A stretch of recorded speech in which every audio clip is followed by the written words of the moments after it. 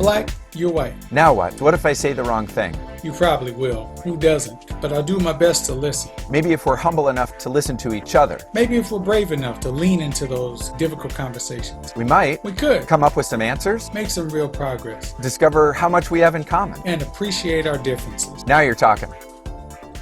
I am David Connolly, communications consultant. And I'm Chris Thurber, clinical psychologist. And welcome to another episode of I'm Black, You're White, Now What? Episode 9, I think, right? That's fantastic. Man, yeah, that's moving right along. Maybe episode 10, but it's feeling good. Yeah, 9, 10 is still a lot of great episodes. I may have lost track of the episode number, but I have not lost track of how much I've learned. We've had phenomenal guests. I hope anyone listening to this is going to go back and listen to any of the episodes they may have missed. We have had really an all-star list of, from law enforcement, government, professional directors of movements, students. It's been fantastic.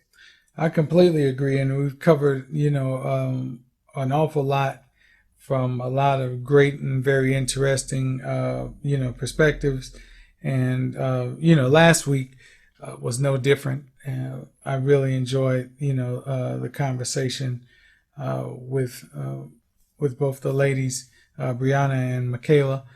We had a great conversation with them about some more melanin and about people of color at camps and just, what their movement is with regard to getting more recognition as far as like the representation is probably the better word with people of color at camps and stuff. And you had, quite an extensive career with camps. And so I'm wondering what your take was on, that interview.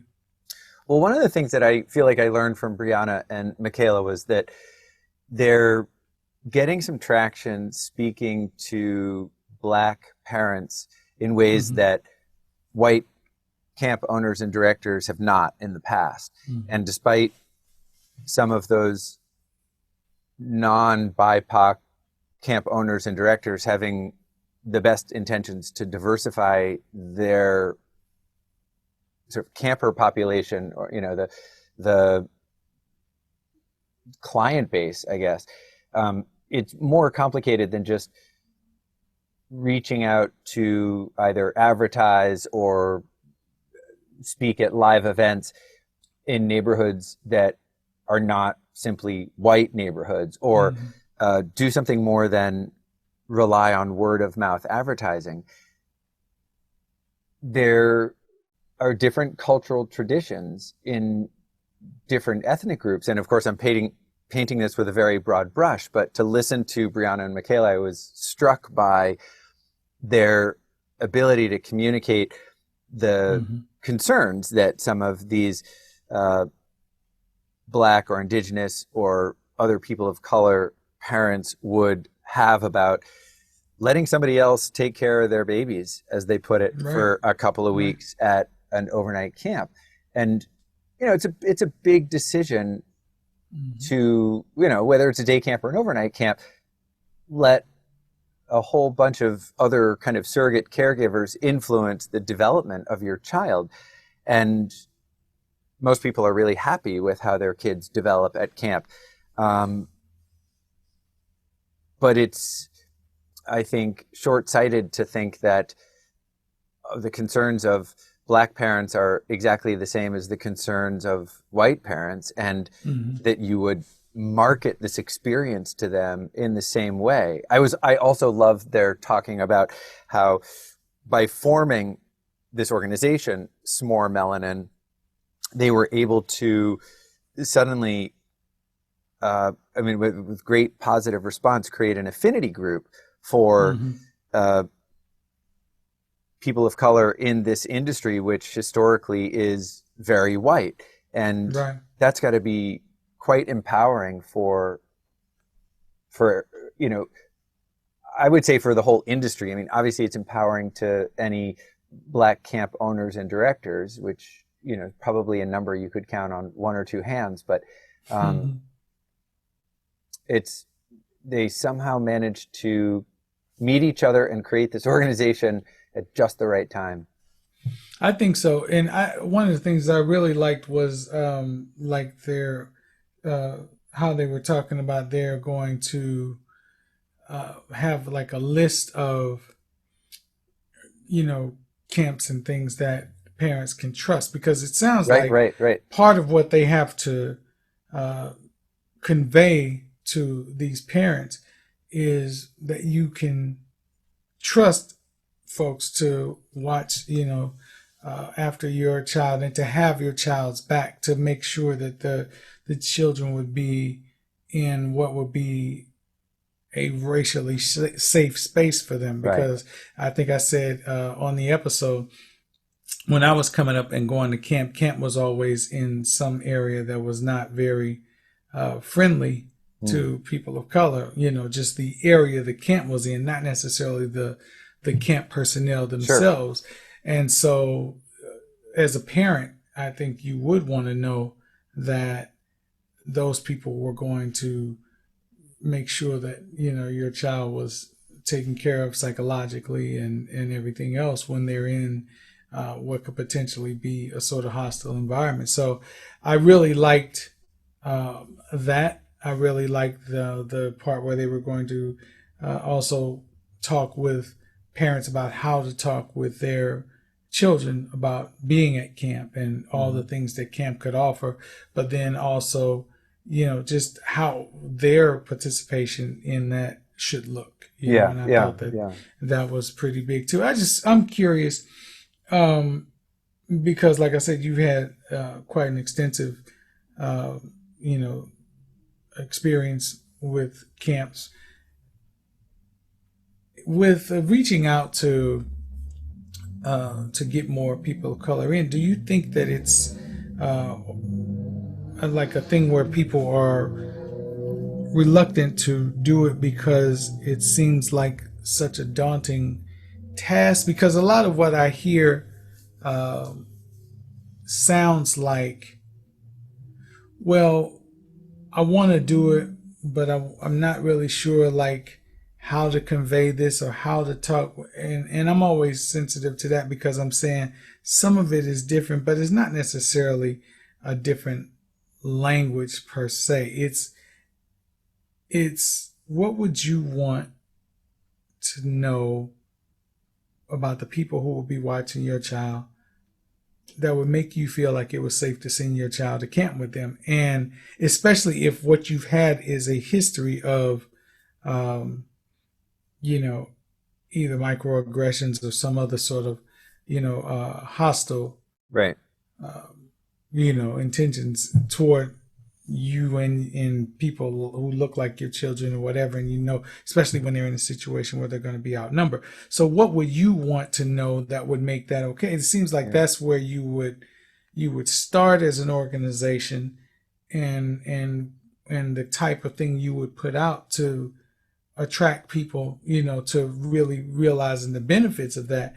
But it seems like people don't do it because they feel like it's, I don't know, too much to wrap their minds around. Am I saying that right? Am I understand? I mean, I think you what are is saying it that? right. I think it applies to some. I mean, so yes, I mean, I, I've been in some way, shape, or form working with camps for almost 40 years, and Mm-hmm. on the payroll of one particular camp here in New Hampshire for 36, 37 summers.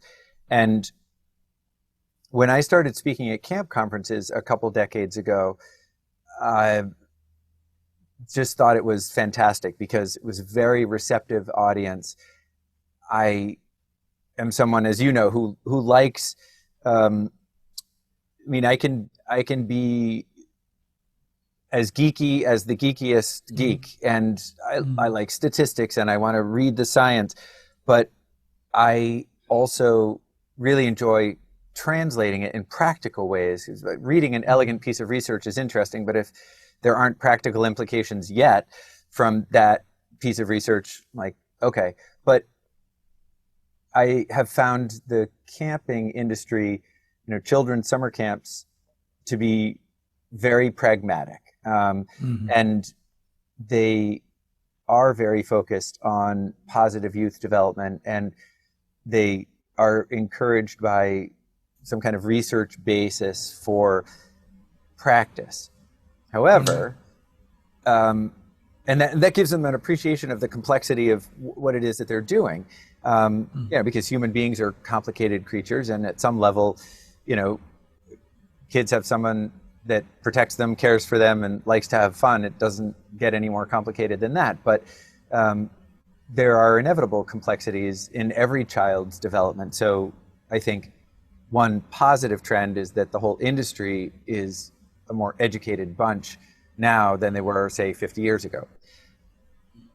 I think some of those camp directors and owners do, like you're suggesting, realize they are not equipped to do the complex work of recruiting a different demographic cohort than is tradition at their camp.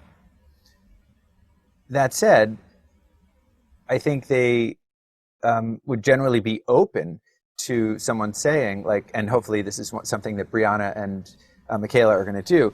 Well, look, when you're talking to any family, but certainly to an African American family, and the parents want to know, like, okay, do the kids get to shower every day, or is it once a week, or what?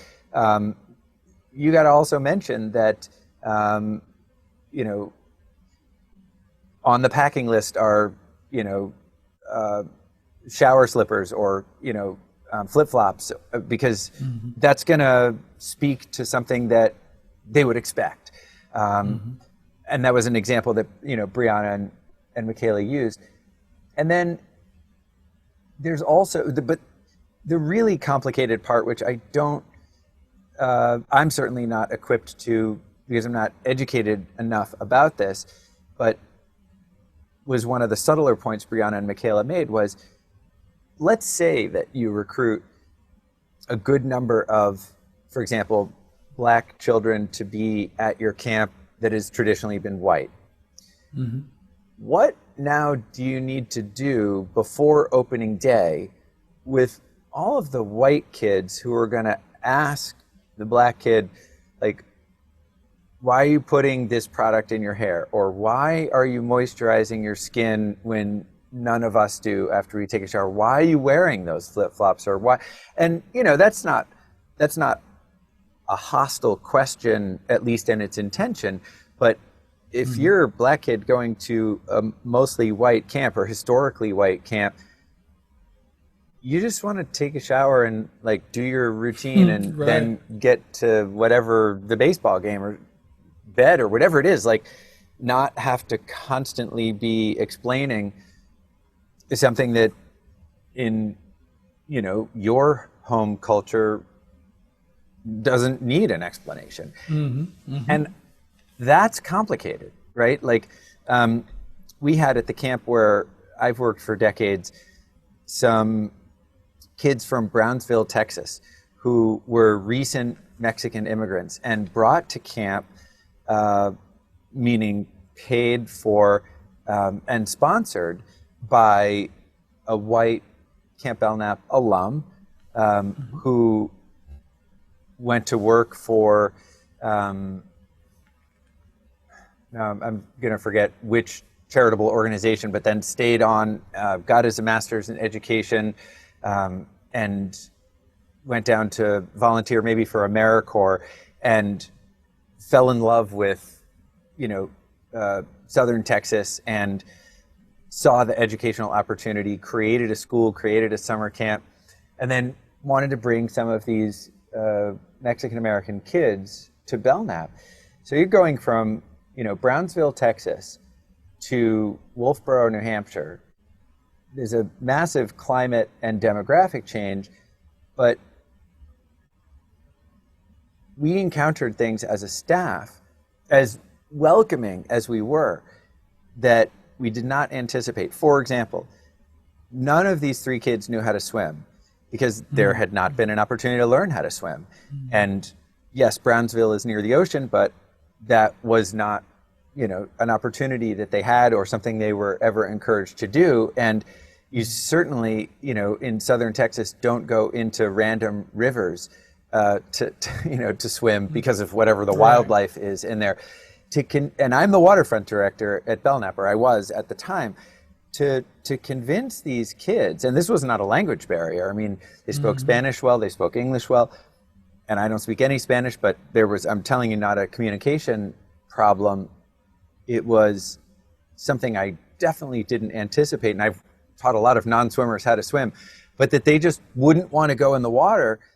Hmm. And I realized it wasn't just that, to them, a body of water like this, even though Lake Winnipesaukee has, you know, like this is a giant lake 26 miles across, probably has one snapping turtle. Like this is a very, very safe, clean lake where you can see the bottom. But a white guy telling you it's fine to get in the water, and I didn't take it personally, but I realized this is not about being afraid of the Hmm. water. And none of the stuff I learned as a Red Cross water safety instructor or any of the experience I had teaching swimming is actually worth anything at this moment.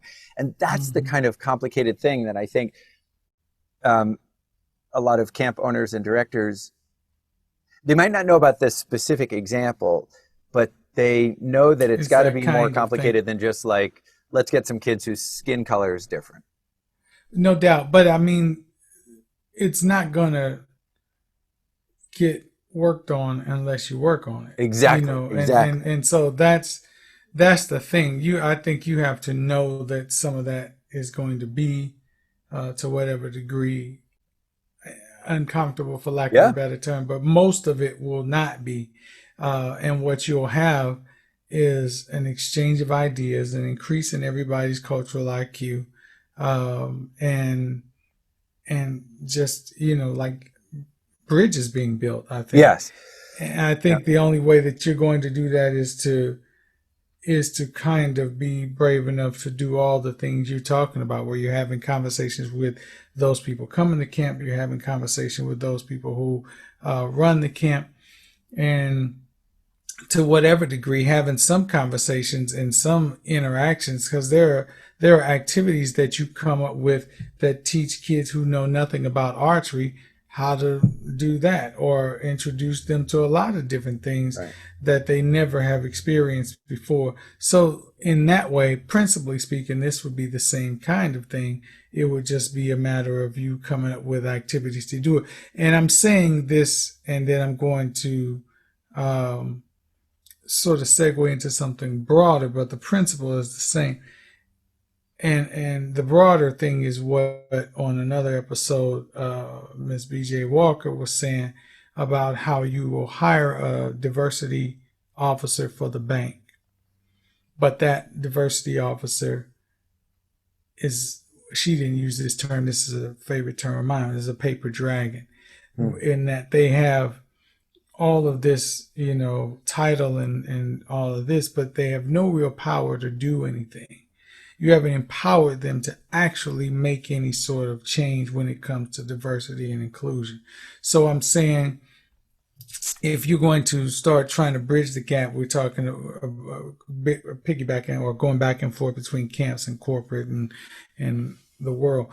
But if you're going to bring people together, you have to then say, like, for instance, to me, the camping world would have to say, and I'm an outsider, I will admit that from the get go, but the camping world would have to say with some intention, and that's what I'm getting to. The intention would have to be to actually bring these people together and bridge the gap. Yeah. Otherwise, it's just lip service.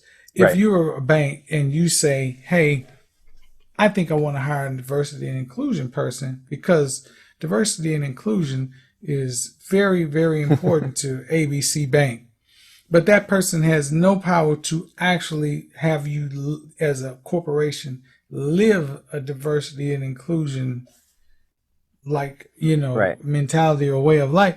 Then what you're doing is performative, and Yeah. so what I see a lot, and I've had some experiences where I've talked with people who said they wanted to do some things with regard to bringing more people of color to an organization of that or whatever shall remain nameless.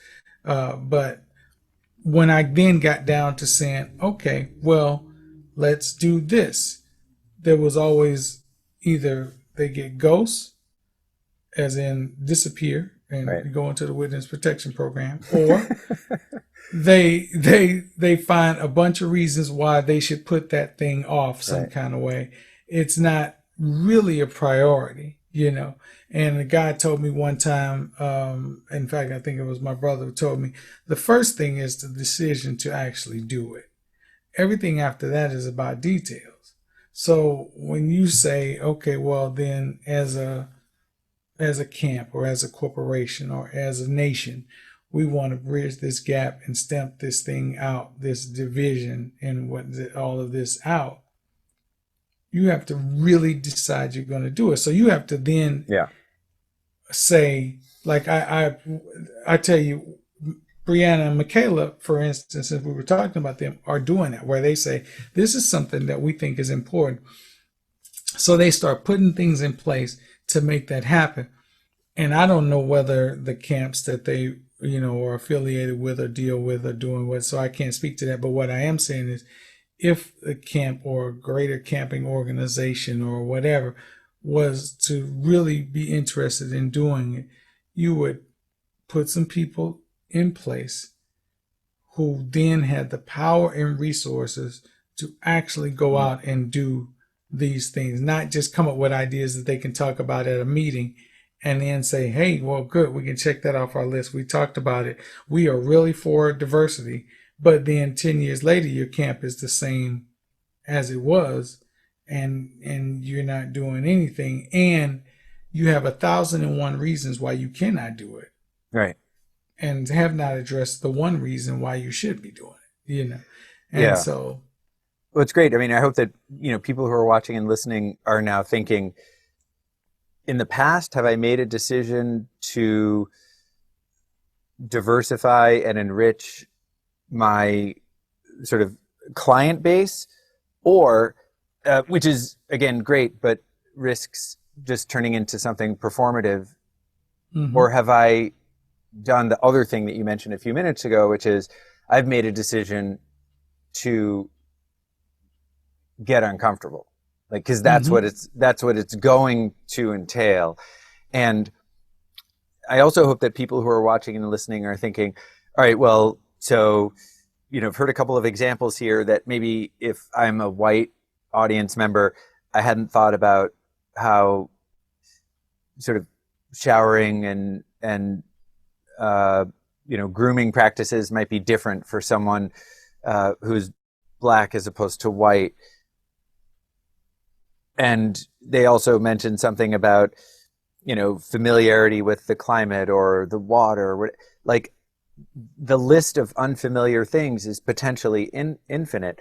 And I'm like, oh, now you're, you know, you may be right, but don't give up because of that, because we're not asking you to memorize some sort of list or know everything there is to know about somebody's ethnic or cultural or racial background if you plan on recruiting someone that's a member of that group. The training I feel that staff need, and you and I should do a workshop at the next ACA conference on this, is about, and we say it in the introduction, some people might even feel like it's starting to be overused phrase, but who cares?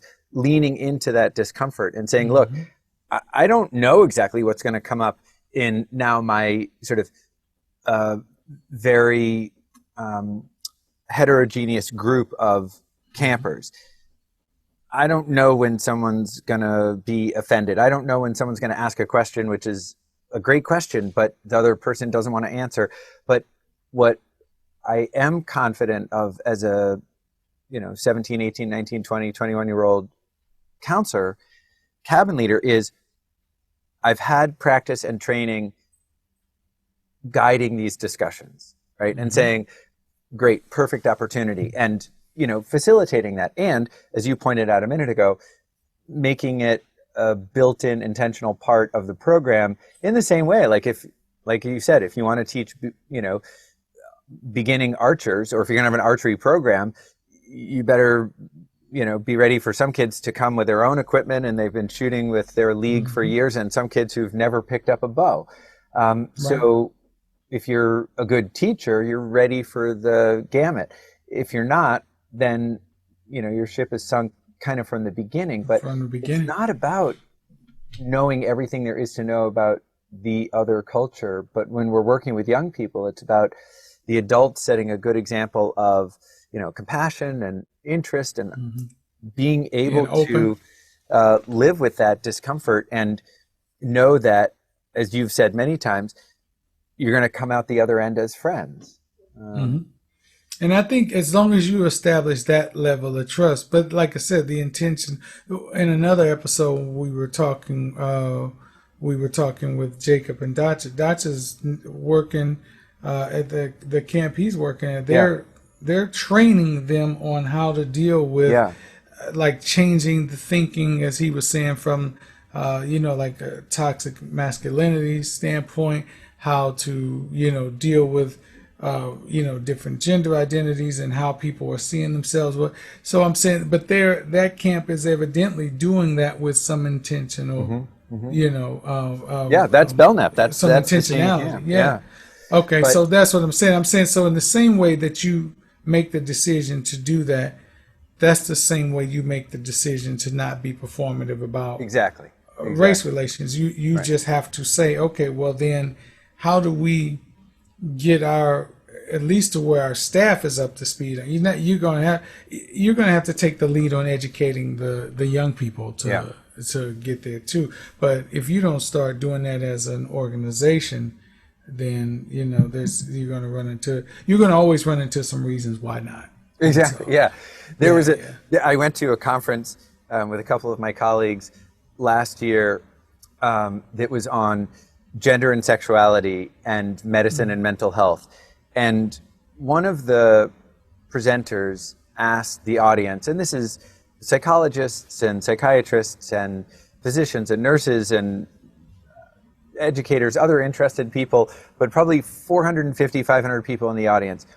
And the presenter said, they were talking about making people of different sexual orientations or different gender identities feel welcome in your clinic, office, hospital, whatever.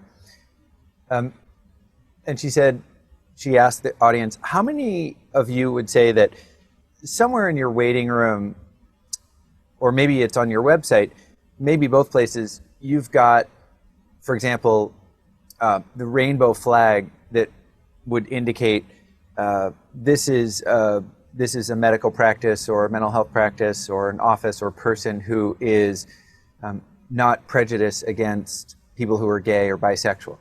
And there were probably, 75% of people raised their hand, and thought, oh, that's pretty good. Like just a little signal that this is not a place where you're going to be upbraided for being a non-heterosexual person.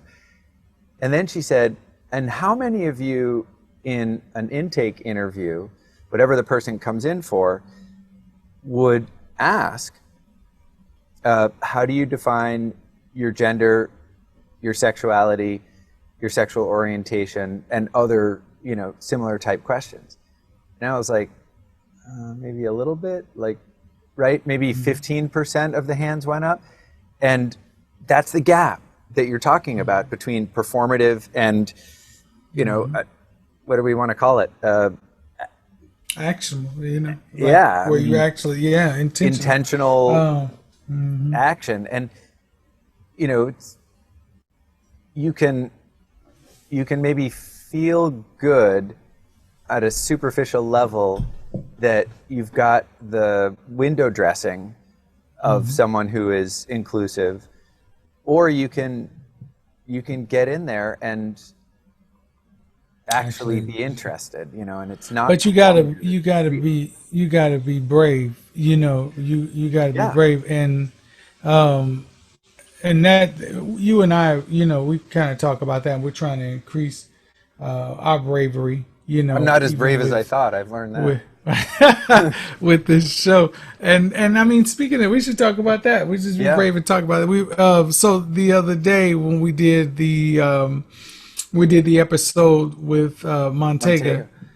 and we were talking about him and the great work he's doing, organizing the different movements and being, out here on the front lines with some of the stuff. And I asked the question about when he's organizing protests and when the protests are going on, why is violence and looting necessary, or is it, and that kind of thing. And he was very gracious with his answer, and we had a nice discussion after about it after the question. But then after that, you made a statement where you said it's and some of this will be paraphrasing because I'm over 50 and my memory is what it is. But you said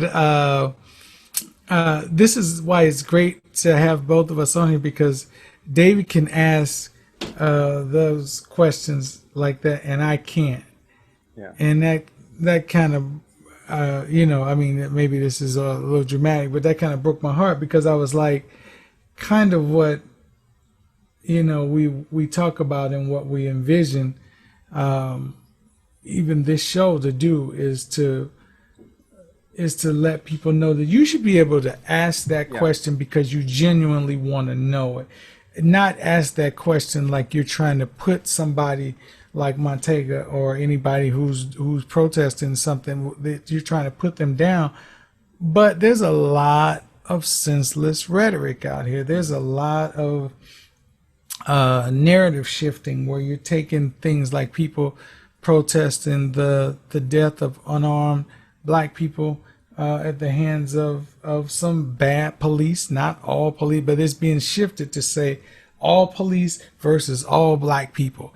All Yeah. black people are looting and killing and doing this, and it's unrest. And if we don't do something, if you don't back the police, then you're for anarchy, and all this kind of mess is out here. And that kind of thing can be confusing and very divisive. So if you have that question genuinely on your heart, and you have somebody who can answer that question, you should be able to, and this is, Yeah. maybe my rose-colored glasses, I'm wearing them tonight, but you should be able to say, hey, listen, I want to know the answer to this, and I don't mean any offense. I genuinely want to know, is this a part of your strategy for change? And if it is, why? Because that scares me or turns me off when it comes to supporting you, because I have a difficult time supporting violence. I mean, honestly, if I'm talking to a police officer, in one way or the other, I may have even asked this to Detective Leggett, but I want to say, hey, listen, I know there are a lot of police that are doing great job, like Detective Leggett, and some other ones that I know that are, close to me and to my heart. But I know that in every situation, there are some people who are not trying to uphold the highest standards of that thing.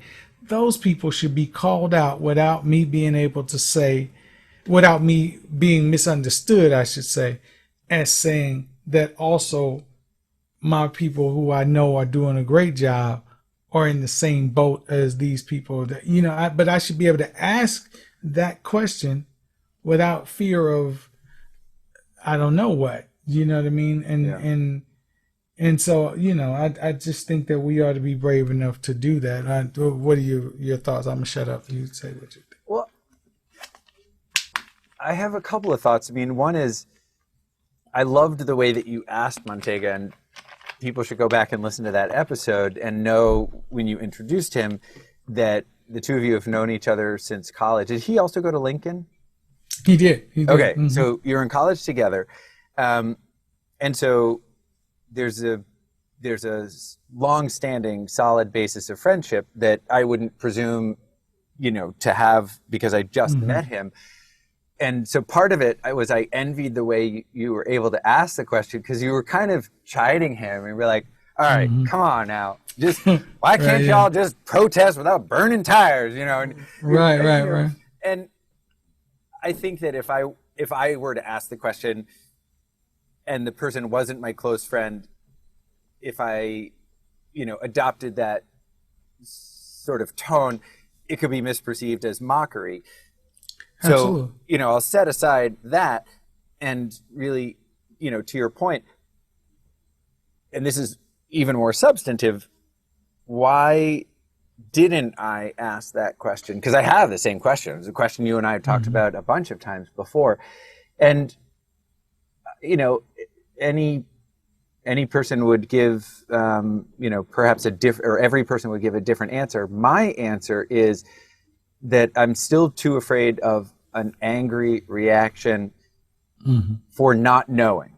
Like, Mm-hmm. that I could have asked it very politely. I could have said, Mr. Simmons or Montega, I know a question that is asked by some journalists, by some people in the street, is if this is an important movement and people are exercising their constitutional right to, assemble and to voice their opinions, which Mm-hmm. we can all agree is you know, or most people will stand behind, why contaminate that message and make it confusing to people who are watching the nightly news that there's looting and burning? I'm still worried, not particularly about Montega because he's such a even-tempered person. I mean, I think you'd have to have so much equanimity or aplomb to do what he does and be a professional Mm-hmm. movement organizer. He obviously doesn't have a short fuse, but I'm worried as a white person, if I ask that question, that the response I'm going to get from a black person is going to be, you've got to be kidding. Like, Mm-hmm. where do you get off even asking that question? And, that's like, you and I have been friends for so long that I wouldn't worry about asking you or having that reaction from you. And I don't mean that I'm afraid of strong reactions. I probably wouldn't be a psychologist if I were fearful of strong emotions happening, all the time in my Mm-hmm. office. But I'm worried that I will feel ignorant and that people will personally be mad at me for not knowing the answer. Now, this happens to be a question where I feel like I did know the answer. It was like, wow, you got to separate these two things. I mean, there may be people who are burning things or breaking windows and looting shops. That's not the protest. Mm-hmm. But there will be people who take advantage of the fact that there's a lot of action in the street. They will join that action. They couldn't tell you what's being protested, or maybe it's not a protest, it's the, Macy's Thanksgiving Day parade. But just the fact that there's a Mm-hmm. lot going on gets them fired up, and they're going to take the opportunity to smash a window and, grab a TV. So I feel like that one, I can disentangle. But I think, and again, I'm not speaking like for anyone else except myself, that I'm worried about being labeled ignorant. And Mm-hmm. I mean, that's you know what? And it a little bit speaks to obviously like my own lack of humility in this area, or my own arrogance, because I mean, everyone I think likes to think of themselves as smart, or most people do, at least in certain domains.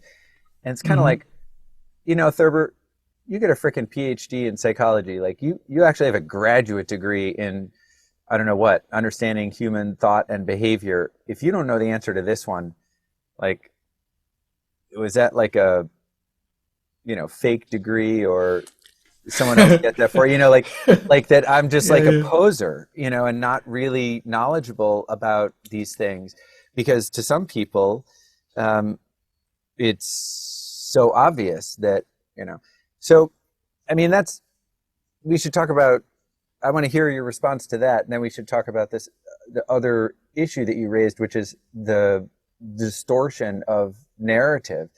But Absolutely. Yeah. but Um. the courage Oh, for I'm me sorry. is, I got to muster up the courage to, like, first of all, there's a lot that I don't know. So even if somebody's Mm-hmm. response was, angrily saying how surprised they are that I don't know, I should be ready to be like, yeah. And it's hard for me even to ask a question because sometimes I'm going to get this kind of a response, but like, okay, I'm ready for it. I mean, sometimes I try to train my dog and, he nips my hand. Like, that's a terrible comparison. I'm just trying to say you can be well-intentioned and think you know what the approach is, but get a surprising response. But unless you're ready for something that is going to make you uncomfortable, I don't know. It's just much easier to say like, oh yeah, lean into the discomfort than actually being uncomfortable. Right. Well, I mean, that's the real medicine. That's what leaning into the discomfort Yeah. is. The other thing, the two things. The first, go back a little bit to how I asked the question to Montega. The reason I asked it like that is because I knew that I was asking it for those people who would not necessarily know the answer or Yeah. have an idea of what his answer might be. Montega knows me, so he knows that I would know the answer to the question, or at least have an answer that almost sounded like what he was going to say. Um, so since he knows that, I asked it in that way so he would know that I was asking for people who would not know the answer. Right. Yeah. So that's the reason that it got asked that way. I would not expect you to ask the question that way. I would expect you to ask it pretty much like you said it right then. And I would think that any intelligent individual may answer you in the way that, or in the spirit that Montega answered you. Because I think, and I'm always the one saying this, I think you need to set ground rules for certain discussions. And I think if you're going to have a discussion, that within that discussion is the notion of leaning into a difficult conversation. That means you have some idea that this is going to be difficult going in. And so if you go into that, you say, hey, listen, I want to talk to you about this, and I'm talking to you about it because I don't understand it.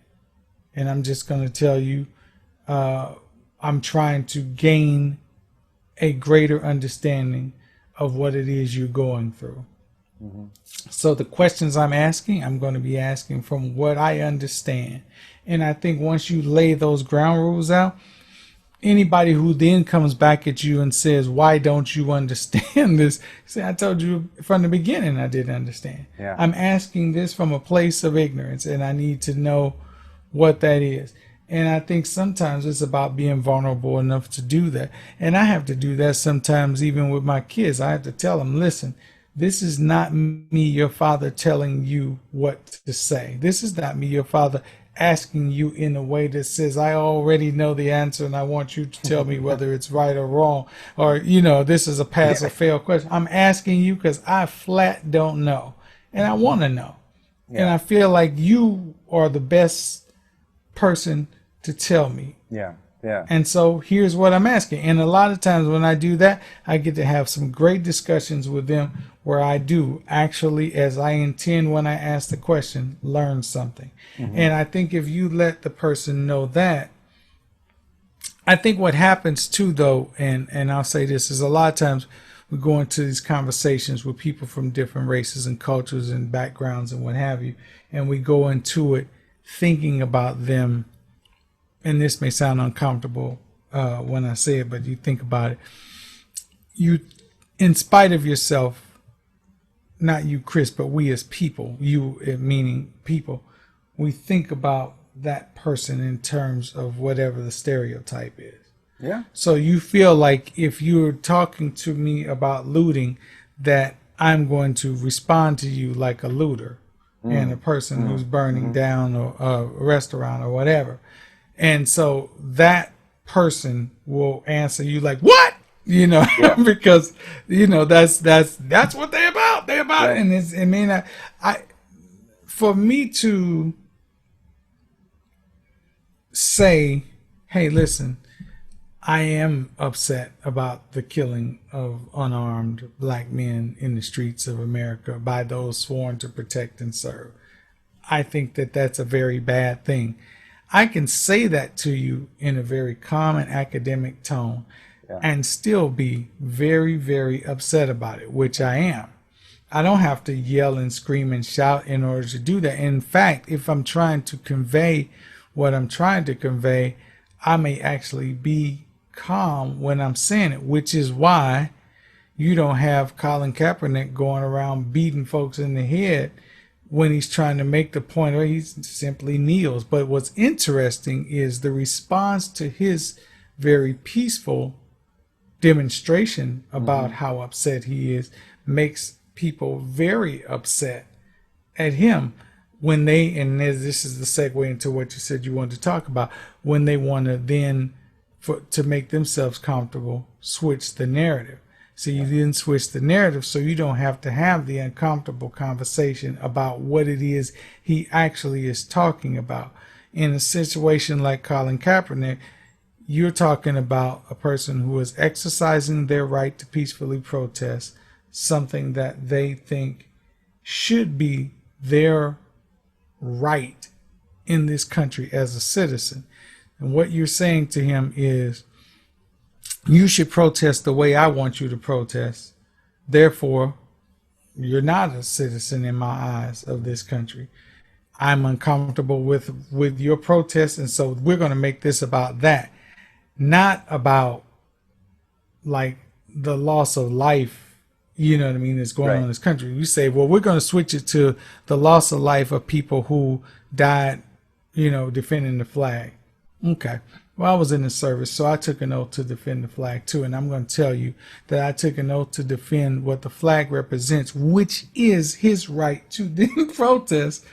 That, you know what I mean? So since that's the case, you can switch the narrative to that if you want to. So if you do, then what I'm saying is, then I'm proud of the fact that he has the right to do that. And that right was defended by people who took that oath alongside of me and went and did what it is they needed to do, and possibly died, some of them paying the ultimate. I'm proud of what they did to do that, so that he could then say innocent citizens in this country should not be killed and shot in the back and whatever by people who are doing their job improperly, which is all he's saying, which he should be able to say, which is all the protesters are saying, which they should be able to say. And then when they say it, someone should address that situation. To take that away from them and make it be about this other thing is a way to nullify their right to say it and what it is that they're saying. And that is more offensive coming back than if you were to ask the question and somebody was to say, how could you be so stupid? You can say, I apologize for being quote unquote stupid, if you want to call it that, but I'm really just trying to gain an understanding. And they will either have sense enough to calm down and really tell you what they're trying to say in order to get their point across, or they were never really trying to get that point across in the beginning. So, but the switching of the narrative thing is really, really interesting to me in this country. It is right now. I'm gonna say this. I'm gonna shut up. I'm talking a lot, but I'm gonna say no, it's great. It's interesting to me that I see, and I think I said this on another show, but see political ads that say, "Hey, if you want an America that has protests and rioting and looting in the streets and seeming lawlessness," and they put these images up on the screen, then you should vote for this candidate because his weakness will allow this. And I say, well, it's interesting because it's happening like right now under the leadership of the person who's putting this ad out. So if that's not, some, oh, I know you are, but what am I type of child stuff, I don't know what is. Because my question then is, what are you doing to ensure that these people who you supposedly represent, you're representing all of America. That's what your job is, whether you mean to do that personally or not.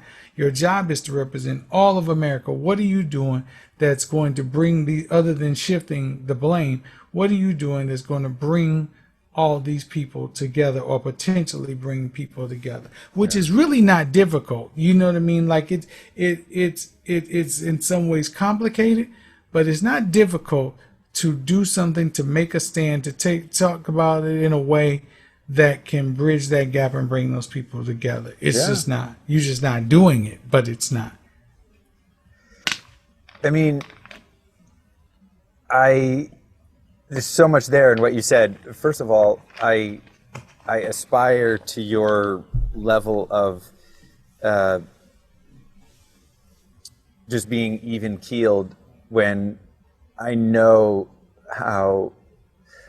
I aspire to express myself in a calmer way than I usually do. You set a good example for me, and I'm not saying that you never lose your temper or you never raise your voice, but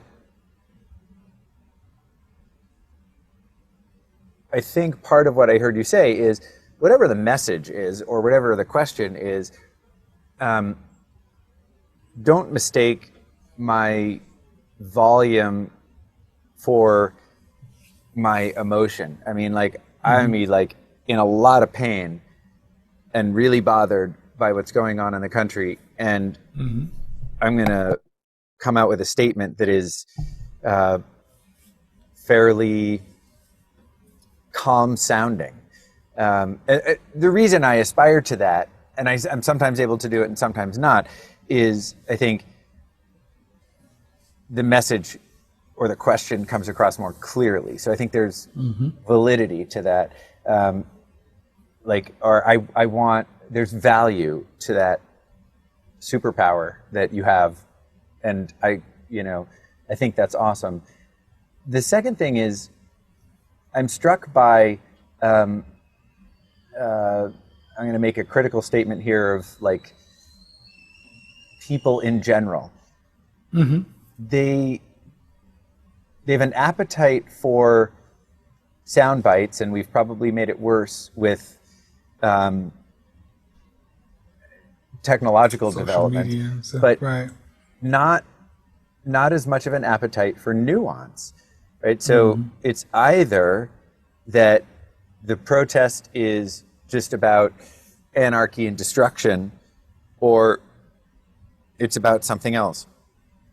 And if you have a little bit more of a nuanced view, you can say, no, like, here's what the protest is about. And then there's a bunch of jerks who were smashing windows and burning tires. And like, that's not that complicated to separate those two things, but it takes a little bit longer time than to just be dismissive of it, right? And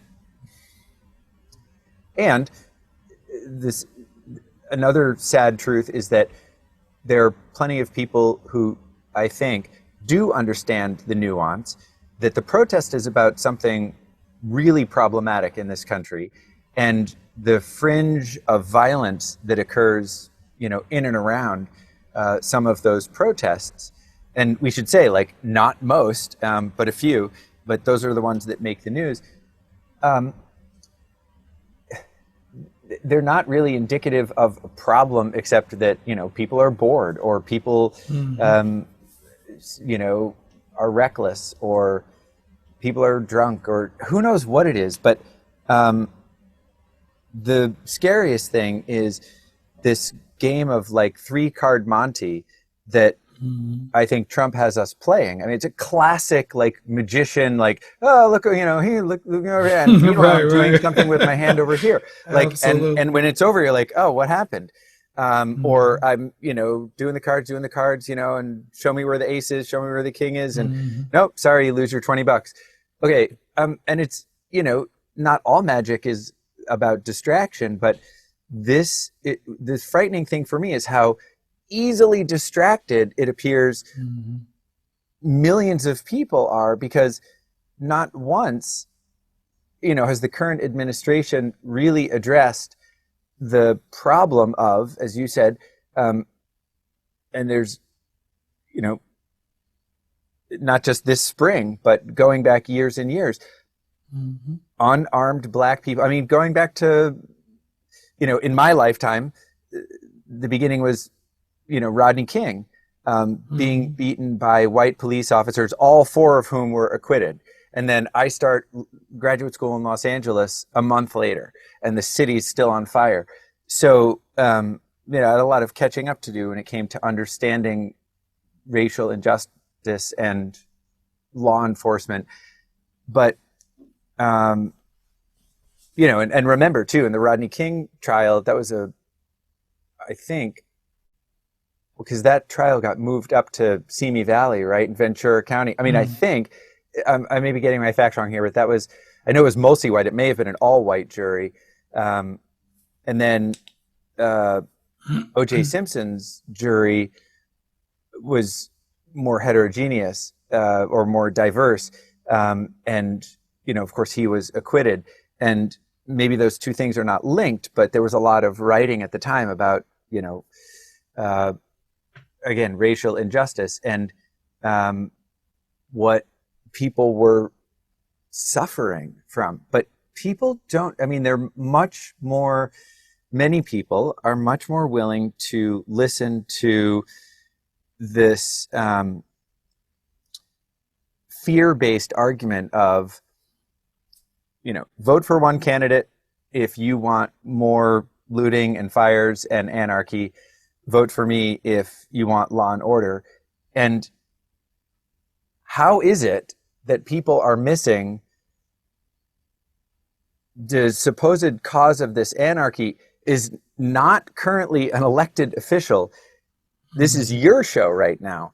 So you're telling us that you have the power to change things and you're in charge and haven't changed them.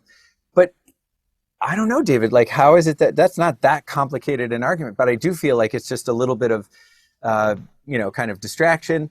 Let's not Very talk much about is. social justice. Let's talk about law and order and the suburbs burning down. And I mean, people are And let's susceptible talk to about fear. let's call it law and order, not realizing or maybe realizing it and not caring that you're saying that law and order is equivalent to killing unarmed black Right. people if you want to. I mean, Yeah. now I feel if I was the police, white or black, if I was a police officer, white or black, I would be very offended by the fact that you call that law and order. Right. And I'm saying that I mean, seriously, I know law enforcement, individuals in law enforcement, and they are all, I mean, they are women, they are white, they are black. I know people of races that are not white and black who have been in law enforcement for years, and we're talking about people who take their job of protecting and serving very Yeah, seriously, they are top drawer. and they are top drawer people. And so when I think of law and order, I think of these individuals that I'm proud to know Mm-hmm. uh, as police officers. When I see these other people and some of the things that they're doing, I'm just like, okay, so you got to have some accountability for the things that you're doing Yeah. that these other people across the country, are proudly serving, have been serving for generations and not doing. And I would not want to be linked in with these people because we wear the same uniform. Like you said, you got to be saying, Yeah. well, that's not what I'm about over here. I don't know, what to tell you. In the same way that I would say, okay, listen, I'm black.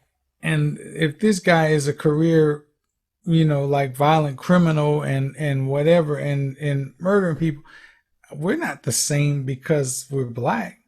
You know what I mean? We're the Yeah. same race, but you're no more the same than you are the same as, I don't know, Ted Bundy. You know what I mean? Yeah. I can't say Yeah. that then you're Ted Bundy because you're both Right. white. That's as ludicrous as you would think that is. It's not. So I'm Yeah. saying that to say the same thing when you talk about police officers. I mean, the race is different than the job or vocation. We'll keep that in mind. But Yeah. I'm saying you can't say, well, back in the blue means Right. backing people who would kill unarmed people in the Yeah. street bad judgment call or you're just a wanton racist. Either way, you have to be accountable for that, for either that misstep or that you've been doing this way Yeah. based on race and whatever. I'm saying Yeah. either way, you got to be accountable for that, especially since there is often in these cases a loss of life where that person was unarmed and they Yeah. were denied a certain process. They were denied. You're the professional who Yes. shows up Yes. in that Yes. situation. Yeah. And my brother's a firefighter, and he always says, we show up to be our best when people are at their worst, Hmm. which means when those folks are having the worst day of their life due to a medical emergency or some sort of fire situation, they're calling the professionals to come in and handle that, who are supposed to then be at their best when Yeah. they get there. So I'm just saying it's the same Yeah. with police officers. We're expecting, you know what I mean, and so it's really kind of messed up for somebody to say, well, then, either law and order or anarchy over here in the protest is about you saying, I expect a higher standard of professionalism Yeah. from these individuals over here where they're not in a situation where their life or somebody else's life is in imminent danger. And they're using force commensurate with that Yeah. Yeah. in a situation where that does not apply. And then there is no accountability. You're supposed to say, well, it's cool because, these are just black people. And so it's okay. It's Yeah. not okay. And if it was not black people that was happening to, the response would be different. And the response is not different. And Yeah. I Well, don't know. so, and here's And it. and not only that, you're not even allowed to then protest about it. You're Right. not even supposed to say, "Hey, that's wrong." That's Right. the thing that's.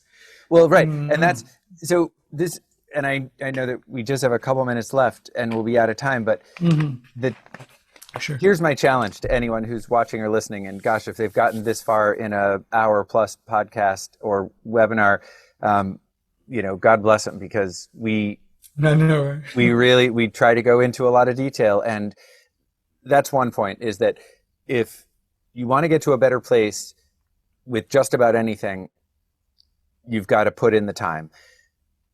Number two, there is nuance to a lot of life. And if you're going to let yourself be hoodwinked by an oversimplification or a distraction, you're going to miss the point. And we are not going to move forward as a society, again, if we're not willing to put in the time and see the nuance or the distinction. But there's such great value, there's such a huge payoff if people do want to put in the time and do care to see the difference. But I completely believe that what you said there a minute ago, if this were happening to white people, somehow I have a feeling that the government and lots of the public would be putting in the time and would see the distinction and wouldn't let anyone get away with saying it's about anarchy or law and order. Be like, actually, wait a second, it's actually not about either of those things, right? Let's, this is because of social injustice and the protest is for that. And it's kind of like,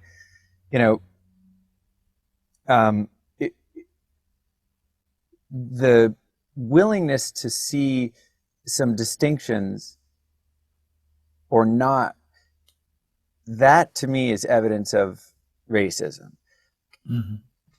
If you are going to believe or listen to or invest in only the headlines, which are often sensationalized, and not bother having a conversation or reading a longer article or learning more, which is sometimes uncomfortable, as we've been talking about, just that unwillingness is kind of racist against anyone who is an underrepresented minority. Absolutely. And Absolutely. and it also seems That racist. dismissiveness. Yes, right.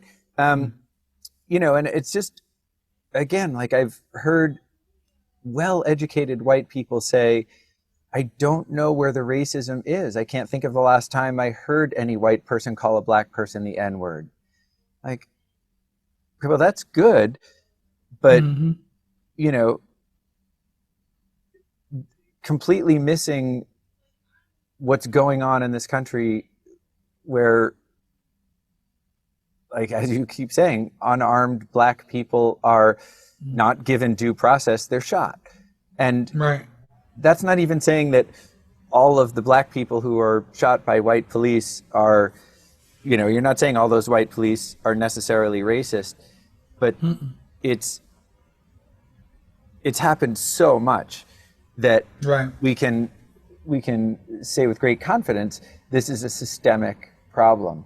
But it takes a willingness to spend some time and see some distinctions. And I feel like it's, I don't know what a good comparison is, because any comparison I think of feels like it just cheapens the argument. But like, you know what? It's easier for me to eat a piece of candy than it is to make myself a salad. But in the long run, I'm missing a lot that's Right. good for me if I just do the expedient thing. If all I do is eat candy and fast food. And I feel like we're, as a country, we're being so expedient. So our willingness to be tricked is evidence of our racism.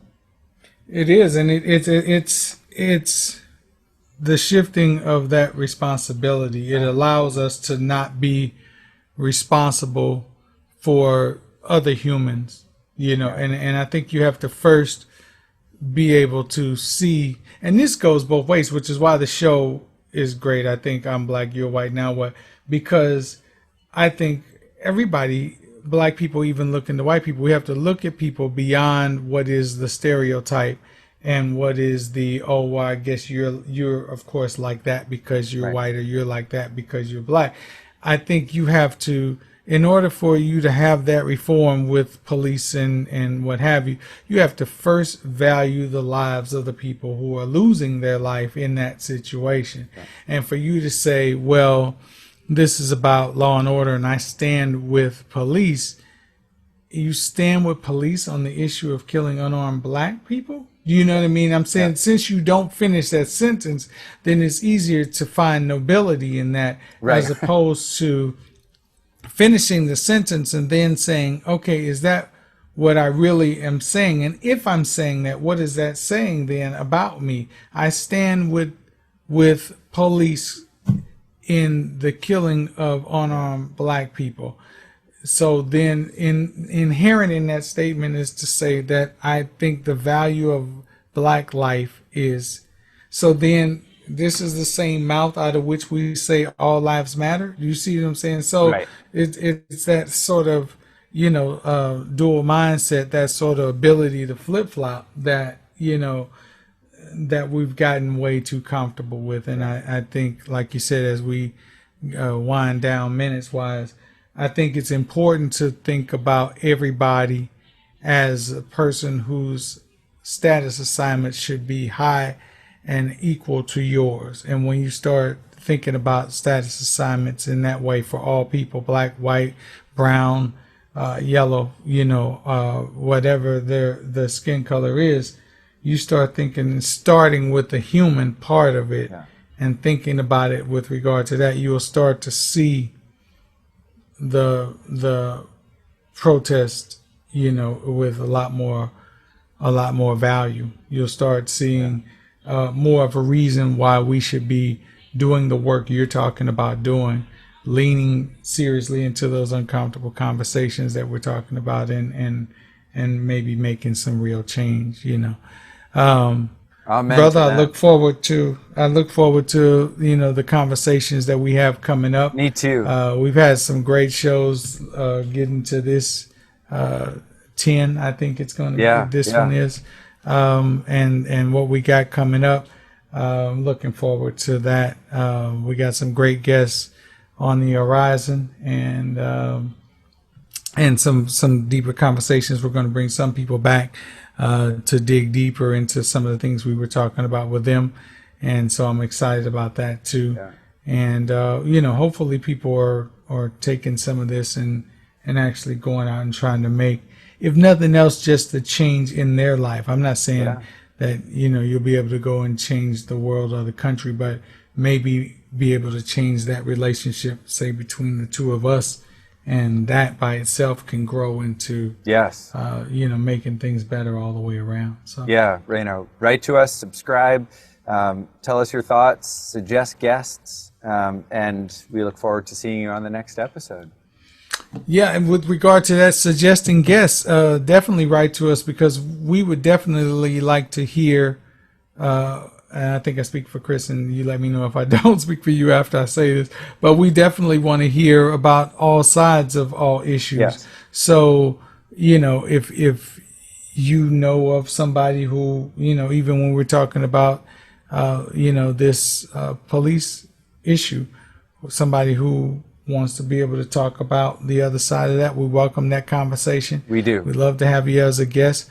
We promise it won't be, like a situation where we put you in the corner and beat you up. We just want to ask questions and actually have that conversation, because that's what this show is about.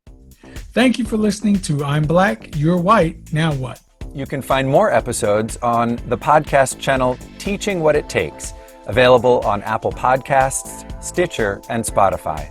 To learn more about the work I do, visit www.preparingthepath.com. And to learn more about the work I do, visit drchristhurber.com.